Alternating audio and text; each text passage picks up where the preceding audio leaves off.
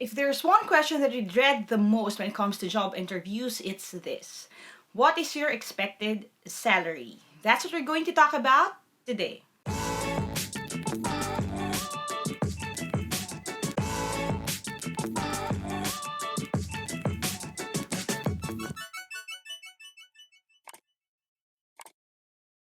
Now, before we jump into the discussion, I just want to introduce to you PDF Element Pro. This is a program that can help you edit and revise PDF files. Let's take this form right here. This is something that you may be familiar with. This is the personal data sheet that you would be required to fill up if you are trying to enter a government institution.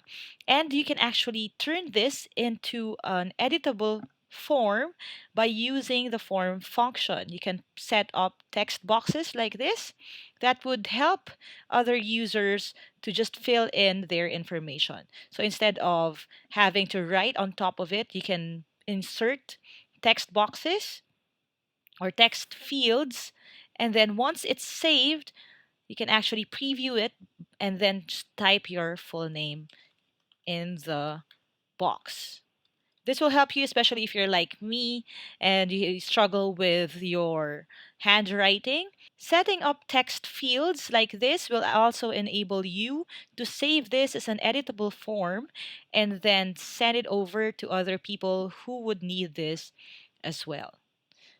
I would like to thank PDF Element Pro for helping me make this video. And if you're interested to get this program, there's a link below in the description box that will allow you to have 50% off of your next purchase. Hi there, thank you for checking out my channel. Thank you for clicking on this video. If this is the first video that you're watching from my channel, I make educational and motivational content. So if you're not yet subscribed, don't forget to hit subscribe and hit that bell icon para hindi nyo mamiss yung mga paparating pa lang na mga lessons. Now, itong video na ito is part of my Get Hired series in which I try to help you land your dream job. We already talked about a bunch of other topics including how to write your resume, how to answer job interview questions, and also even yung what to wear pagdating sa job interview, which I shot in the YouTube pop-up space this 2019. So if you haven't seen those videos yet, click right here sa I button to catch up para ma-prepare na kayo. This topic is different because it's actually something that I'm making in response to you guys requesting na pag-usapan natin ito. Last week, I posted something on the community tab dito sa ating YouTube channel to ask you kung ano yung mga topics na gusto nyo i-discuss ko sa susunod na mga Get Hired na videos, and this actually popped up. I prioritized this kasi marami na rin naman ang nag-request nito before and napapansin ko siya sa comments. So sabi ko maybe it is high time for me to discuss this, lalo na dahil kalalabas lang ng mga results ng mga qualifying exams itong mga huling linggo, kalalabas ng results ng August 2019 Civil Service Exam, and most of you will be getting ready na sa pag-apply ninyo sa trabaho or sa pag-renegotiate ng inyong salary pagdating nyo sa inyong opisina. This is something that Ed Tardagila actually requested, and sabi niya paano daw mag-negotiate ng salary. So it really is a very uncomfortable na tanong or na discussion pagdating sa ating mga Filipino, which I think is a bit of a cultural thing. We really are quite uncomfortable when it comes to talking about money matters. Very secretive tayo dun sa ganyan. Halo na yung shame, halo na yung pride. Hindi ko naman masyadong ma-explain in detail kung ano talaga yung dahilan kung bakit tayo uncomfortable with that. Pero it does come in handy pagdating sa mga contracts. Kasi there are times naman talaga na pinapapirma ng kumpanya yung mga empleyado ng parang non-disclosure. Ibig sabihin, hindi mo pwedeng sabihin kung ano exactly yung kinikita mo sa ibang tao. May mga payslips pa nga na naka-indicate na hindi mo siya pwede ipakita kahit kanino man. So, medyo uncomfortable tayo when it comes to talking about money. Now, the problem with that is, pag nandito nga tayo sa ganitong sitwasyon na kailangan nating i-negotiate yung salary natin, hindi natin alam minsan kung ano yung sasabihin natin. May mga very valid fears. So, siguro I think one of the struggles would be yung fear na baka masyadong mataas yung ibigay kong expected kong salary. At yun ang dahilan kung bakit hindi ako ma-hire ng company. Minsan din naman nakakatakot na masyado namang mababa. Kasi yung mababa yung sasabihin mo, baka baratin ka naman ng kumpanya. Of course, kasi most companies are on the lookout for savings. Kaya inisip nila, kung kunyari, ang sinabi mo is 10,000 lang, gladly 10,000 kasi ikaw na yung pinakamura dun sa lahat ng mga candidates na nagsabi na kanilang expected na salary. So all of these things come into play, kaya pagdating sa actual interview, pag tinanong tayo kung ano expected salary natin, minsan natatalanta tayo at hindi natin alam kung yung sasabihin natin. Now, before I dive in head first dun sa aking mga tips sa inyo, I just want to give you this parang overbearing na reminder. Pagdating sa tanong na ito, ang pinaka-importante kadalasan na isa-stress ninyo dun sa nag-interview sa inyo is this word, flexibility. Okay? So, even before you give them a figure ng kung ano yung expected salary mo, even before mag-negotiate ka dahil mas gusto mong mataas, I would really suggest that you open the door na kayo ay flexible. You need to stress that this is actually a negotiation. Hindi yun demand. Kasi magkaiba yun. Okay? So you can tell them something like this. So based on my research, this is what someone like me would expect to earn from a company like yours at this time or at this season of my life. And then give them a figure. But I'm actually open to negotiate and I would love to grow with your company. So by saying that, you're saying na, okay, ito yung na-research ko na posibleng maging salary, pero may leeway naman ako to adjust. Okay? Pero by saying that you are open to grow with the company, ang ibig sabihin nun would be, pero habang tumatagal ako dito, syempre, I'm expecting din, habang nagsasucceed yung company, meron din akong kahit papano na parang profit share or meron akong expectation na tataas naman siguro yung sweldo ko, di ba? Incrementally. Kasi and nasa batas naman din yun. Part naman din ng mga perks ng empleyado yung, syempre, tumataas din or nag-adjust din yung salary mo. At least based on inflation every year. So, that would be something that you have to remember to tell your employer. So again, before you even give them a figure, make sure that they understand that you're open to negotiation, that you are flexible, and that you understand that kahit na hindi maibigay eksakto tong figure na to right now, okay lang kasi open ka naman to that. Lalo na kung ikaw ay fresh hire naman, wala namang experience, bago ka sa kumpanya. So, honestly, hindi ka talaga masyadong makakapag-negotiate kung ganun ka. Lalo na kung wala ka namang Latin honors, wala ka namang work experience, wala ka namang internships. Kung ikaw ay regular lang na gumraduate at nakaraos at may diploma, pero wala kang edge sa iba, huwag ka masyadong mag-expect. Yun na lang. Real talk lang tayo. I'm being your ate if you're young. You can really negotiate that well kung wala ka naman talagang credentials to bring to the table. Kasi I think the fear nga comes from worrying na masyadong mataas yung maibigay nating salary na expectation or masyadong mababa. So, ibalance din natin, maging realistic tayo. You really have to know yourself muna and what you can present to the table kasi yun yung ma-negotiate ninyo. So, I'll give you a few tips on how you can research the figure na ibibigay ninyo dun sa HR person or dun sa manager na nag-i-interview sa inyo. And then I'm also going to give you tips on how you can explain your way out of it or negotiate for a higher salary, lalo na kung meron ka namang pwedeng bigay sa kanila, nakakaiba. Now, how do you pick out the number to give dun sa inyong potential na future employer? Now, ang pinaka magiging basis nyo, number one, would be yung minimum na monthly wage sa region kung nasan ka at kung saan ka magtatrabaho. Now, I'm not going to give you a list of those kasi iba-iba yan per region or kung anong klaseng municipality yung iyong office or anong klaseng bayan yan. All of those things differ, but you can actually Google that. And I want you to make an effort. So, usapang effort talaga ito. Huwag niyong itanong sa akin lahat ng bagay. You can always ask Google and get the answer right away. I-type niyo lang, monthly minimum wage for NCR 2019, and I'm pretty sure it'll pop up. Remember that figure para pagdating sa negotiation ninyo, pag tinanong ka what is your expected salary, you can always cite that. So what you could say would be something like this. Based on my research, the monthly minimum wage for NCR in this year, 2019, is this figure. And I'm actually open to maybe something a little bit higher than that, considering that I graduated from this university. And but I'm also open to your suggestions because I do acknowledge the fact that I'm just starting out in this industry and this is a startup company, this is just growing, so I'm actually open to your suggestions as well. So again, always give the figure but keep the door open. That would be something that I recommend that you do, lalo kung ikaw ay fresh graduate. Kasi nga, honestly, may mga kumpanya na regardless of kung ano yung position na yan, ang i-offer talaga nila sa'yo kung ikaw ay bago is just the minimum. Okay? So, just tell them, ito yung minimum. I'm hoping for something a little bit higher, but I'm open to your suggestions. Yun yung pinaka-negotiating na piece natin pag entrada pa lang, lalo na kung bago ka sa kumpanya. Okay? So, yung number one, you have to know yung minimum para yun yung pinaka-basis ng inyong negotiation. Bakit? Kasi, and real talk lang to. maraming mga kumpanya pa rin ang looking out para makatipid. Pero kung alam nila na alam mo yung karapatan mo, then alam nila na hindi ka nila maloloko.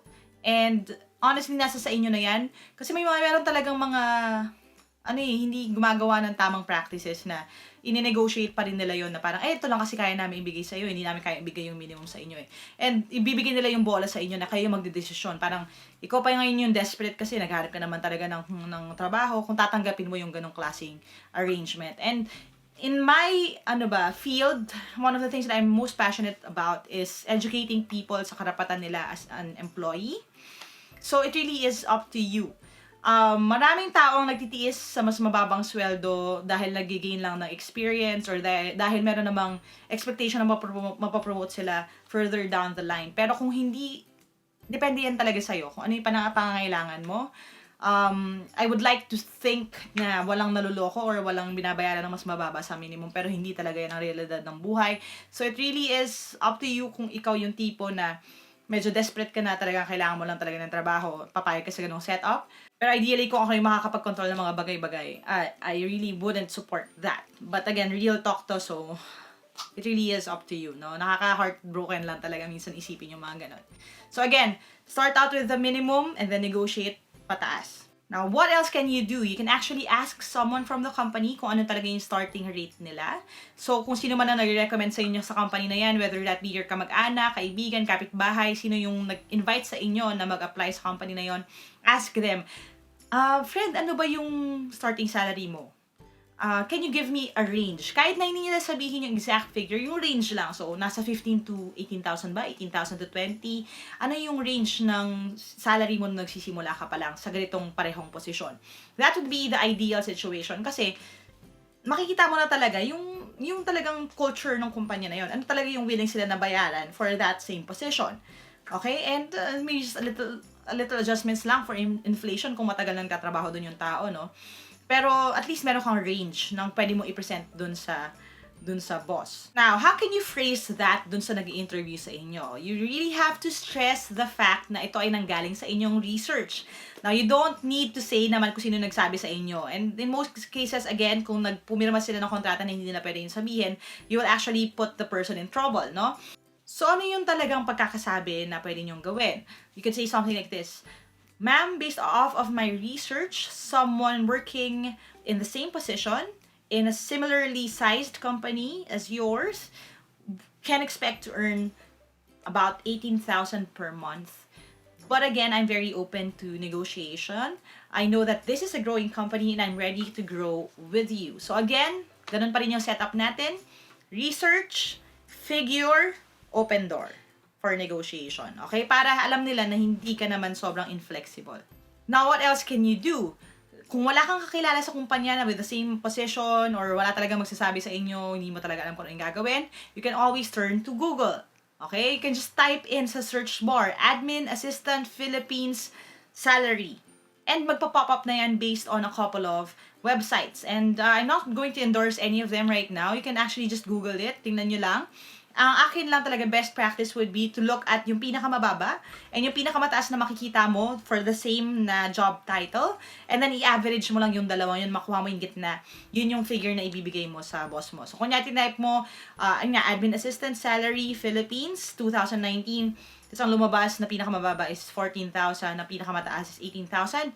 I-average mo lang yon. So, 14 plus 18, that would be 32 divided by 2, that would be 16,000. So, yun yung sasabihin mo dun sa inyong employer. So, you want that based off of my research, people with the same job title, performing the same duties that would be expected of me, earn about 16,000 per month. So, I'm expecting to earn something around that figure.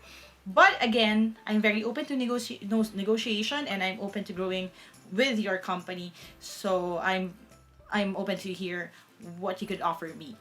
Okay, so again, always go back to that structure. This is my research, this is the figure, but I'm open for negotiation. Para hindi masyadong mapuwersa yung employer. Now that we have the basics squared away, paano naman yung kung hindi ka bagong graduate, kung hindi ka fresh hire. Kung ikaw ay meron na kahit paanong experience.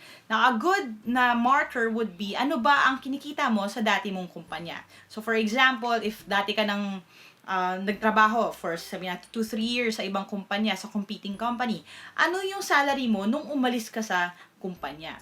So, kung kunyari, kumikita ka na at the time na mga around 28 to 30,000, you could actually leverage that and tell them na I used to work for this company, as you could see in my resume, and I worked there for about 3 to 5 years, kung ano man yon sa inyong experience.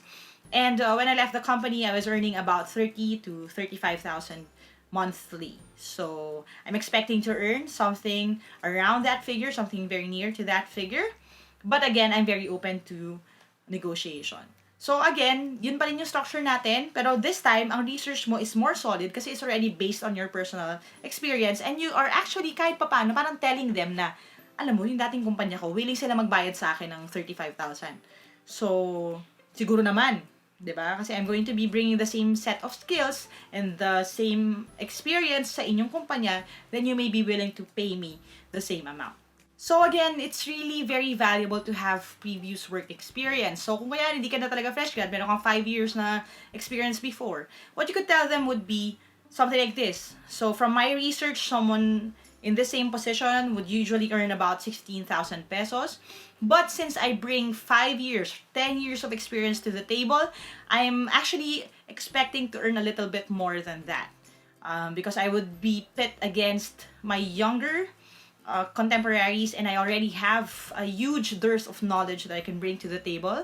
I have a long client list that I already know, so I'll be bringing all of those to you guys, and I think there's value in that. So I guess about 20,000 monthly would be fair for both of us. But again, I'm very open to your suggestions if in case the company still hasn't grown to that level right now. So again, all of these things, ganun pa rin yung structure. Ito yung research ko. This is what I bring to the table. Ito yung kapalit nun. Pero open pa rin ako to negotiation. Yun yung pinaka solid na structure that I can tell you guys that will work for multiple companies, multiple job positions, kung sino ka man. So ano ba yung mga pwede mong i-point out para pwede mong pataasin yung iyong expected na salary? Number 1 is experience. I already talked about that. Kung marami ka na experience sa same industry, you can tell them, ay, hindi mo ko pwedeng bayaran ng kapareho. Well, syempre in softer terms, hindi mo ko pwedeng bayaran ng pareho lang dun sa mga college grad na fresh off of college kasi marami na akong experience and dadaling ko yun sa inyo. So, mas mabilis na ako magtrabaho, mas experience na ako. It will do you good to pay me higher kasi you get paid for experience. Number 2, you get paid for extra skills. Kung meron kang skill set. So, for example, sa isang maliit na kumpanya, naghanap sila ng IT person. 10 kayo na nakapila, lahat sila ay fresh grads. Lahat kayo ay fresh grads. Pero ikaw, meron kang extra certificate kasi meron kang web development na background. Rumakit ka nung ikaw ay college, nagsiset up ka ng mga online shop, nagsiset up ka ng website for different companies. You can actually tell them that. You know what? I noticed that this company still hasn't put up their own website. You don't have a social media presence as of right now. And that is something that I worked on before while I was still in college. I'm going to bring those skills to the table. So aside from being your IT person, your go-to guy when it comes to technology, I can actually help you manage your social media or put it up. I can help you set up a website so we can start selling the products of this company online, or at least letting others know that this company exists. So something like that will actually let them pay you a little bit more than yung mga kasabayan mo. Kasi sila, anong gagawin nila? Mag-IT lang sila, mag-ML lang sila dun sa computer room buong araw. Eh, ikaw hindi. Marunong ka magbenta online, marunong ka gumawa ng website. So, etong mga bagay na to, willing sila ngayon na bayaran ka more kasi you'll be doing more din. So again, those are the things that you can bring to the table pagdating sa negotiation. Just remember kung ano yung pinaka-minimum. Don't stray below that. Go for a little bit higher, lalo na kung ikaw naman ay graduate ng 4-year course. And then also, research, magtanong-tanong, research sa Google. And then that way you can get a range ng amount na ibibigay sa inyo. And from that base amount, you can start to add a few more thousands or add a little more based on 2 things, your experience and the skills that you bring to the table. Just make sure that you actually stress these things pagdating doon sa negotiation para naiintindihan din nila kung saan ka nanggagaling. Kasi you can just say na, basta ang minimum ko 35,000. Tapos walang paliwanag. So, kung sasabihin mo kung bakit dine-deserve mo yung 35,000, then they may actually give you yung amount na hinihingi ninyo. Now, at the end of the day, it all boils down to this unspoken question.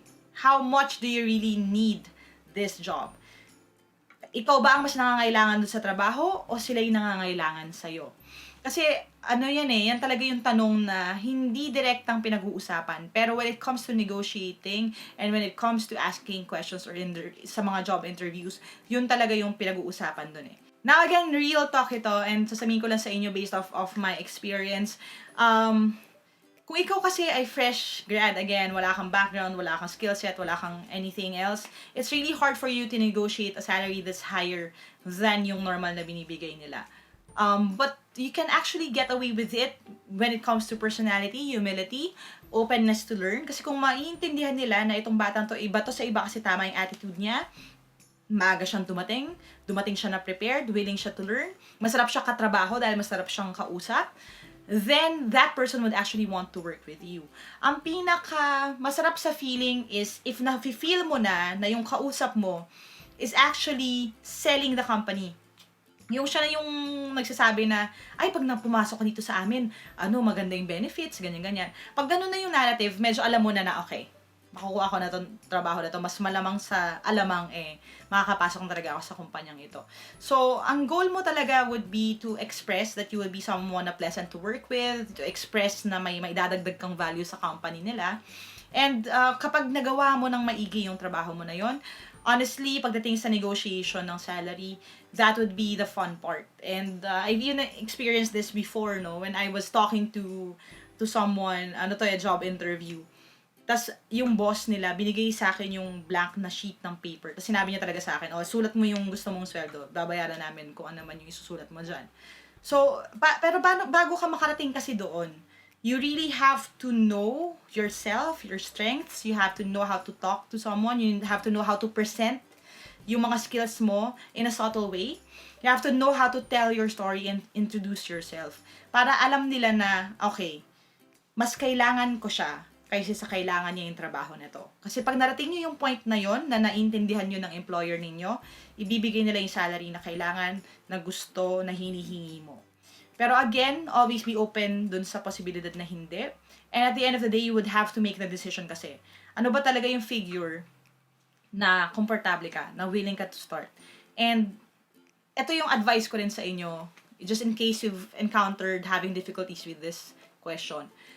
Kung nag-argue sila na ayaw kanila bayaran ng kahit minimum wage, yun din yung tanong Are you really that desperate para sa trabaho na yon? And I want to encourage you with this. And sasabihin ko sa inyo kasi I know you will face rejections din throughout your entire journey. Sometimes, if hindi kayo nakapasok sa kumpanya, that's actually the best thing for you. Okay? Don't think na, na-reject ako sa kumpanya na to. Ibig sabihin, I suck. Ibig sabihin, hindi ako magaling. Ibig sabihin, hindi ako karapat-dapat. Ibig sabihin, hindi ako tulad ng mga kaibigan ko kasi sila nakapasok sila sa kumpanya na yun. Sometimes, it's not like that. Sometimes, it's just God's way of closing that door because there's a better opportunity for you.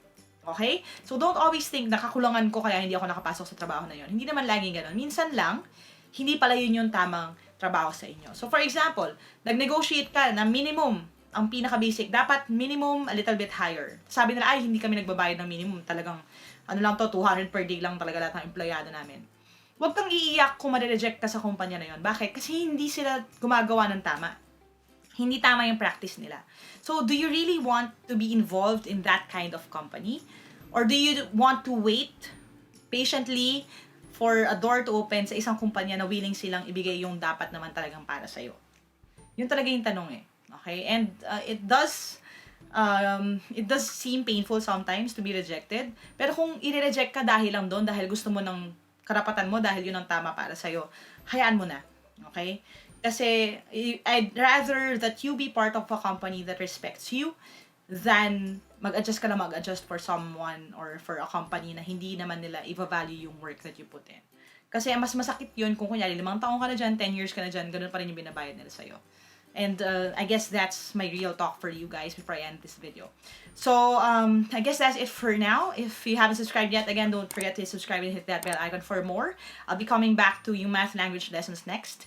And if you want to reach out to me directly, specifically for Get Hired videos, you can go to www.facebook.com/Get Hired by Team Lyqa. Yung lahat ng mga questions na geared towards job application, lahat ng posts na para dito will be put up dun sa page na yun para lang hindi nakahalo dun sa civil service review. And if you want to get the reviewers that I made, reach out to me directly. Get this Trying Hard shirt na exclusive Team Lyqa merch. The links will also be down below. Thank you guys, and if you want any topics pa na i-discuss ko in the future, comment nyo na lang sa baba. I would love to hear back from you.